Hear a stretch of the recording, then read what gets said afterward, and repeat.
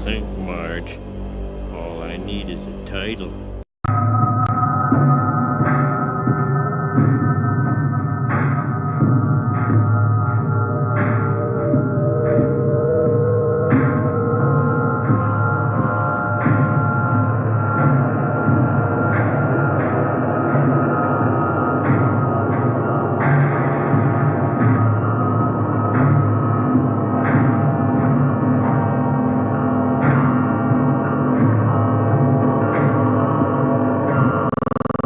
Well, folks, it's happened.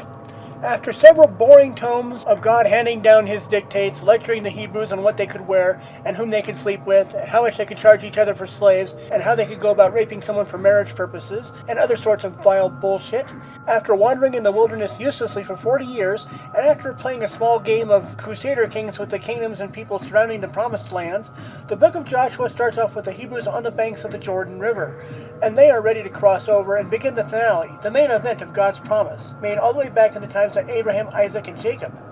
The Hebrews are about to begin the conquest of the lands of Canaan. Let's get ready to rumble! What follows, of course, is a genocidal massacre of a good number of the tribes already living in the area when the Hebrews arrived. It seems as though the inhabitants of Canaan were in the wrong place at the wrong time, and they ended up paying for it with their lives. Despite all of this, God did not fulfill the promises made to the Hebrews back in Genesis, that he would give the lands of Canaan to them and clear out the vermin, the people living there.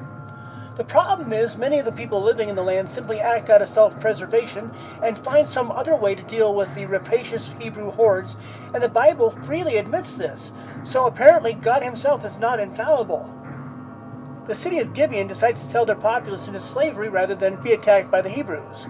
The barbarians and their apparently lying, impotent, or incompetent God did not drive out the Jebusites from Jerusalem, despite two tribes apparently taking a stab at it.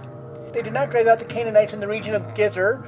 The tribe of Manasseh failed to drive the Canaanites out of Beth-shean, Eblim, Dor, Endor, Tanakh, and Megiddo, and the surrounding regions of these cities. And since this is mentioned in two separate books of the Bible, namely Joshua and Judges, it is possible that Manasseh was so weak that they failed to drive out these people out of these areas twice. The Hebrews also failed to fully conquer the Hittites, the Amorites, the Perizzites, and the Hivites, according to the book of Judges. God promised at least 6 times between the books of Exodus and Joshua that he would help conquer the promised lands, and that all of these people, which were specifically mentioned by God as being basically doomed, would be subjugated by the Hebrews. But it is made clear that this does not happen, and these people survive on to continue to harass the Hebrew tribes for a very long while. There are no records stating the population of Jericho, Ai, Hazor, Libnah, Lachish, Eglon, Hebron, and Debir, all of which were attacked and destroyed, and then rebuilt by the conquering Hebrew hordes.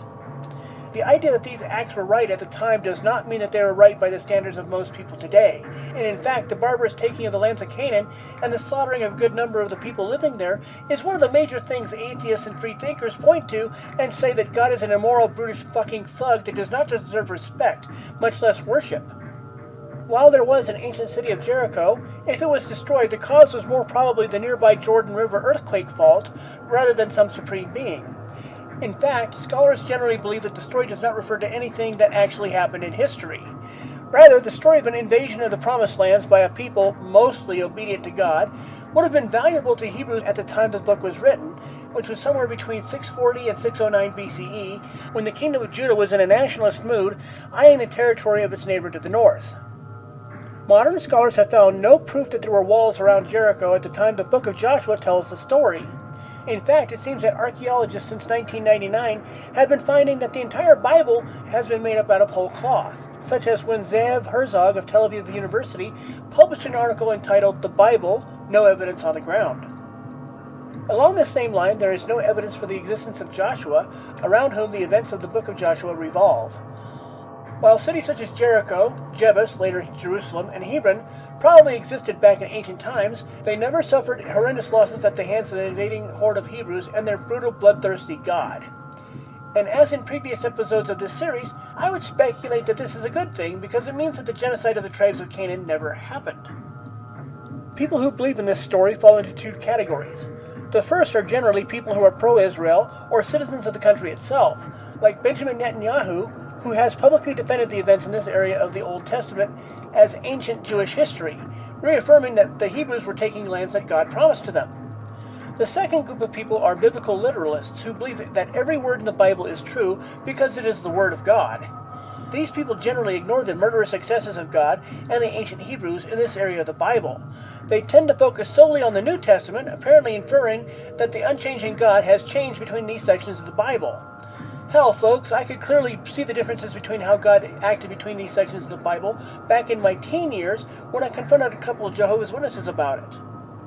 However, the fun is not quite over yet, because now we get into the early history of the Kingdom of Israel as it continues to try to assert its dominance over the peoples that were living in the lands before they arrived. At this time, the people were to be ruled by a series of prophets or judges who would hopefully steer the people on the straight course, except for when they went off and sinned against God.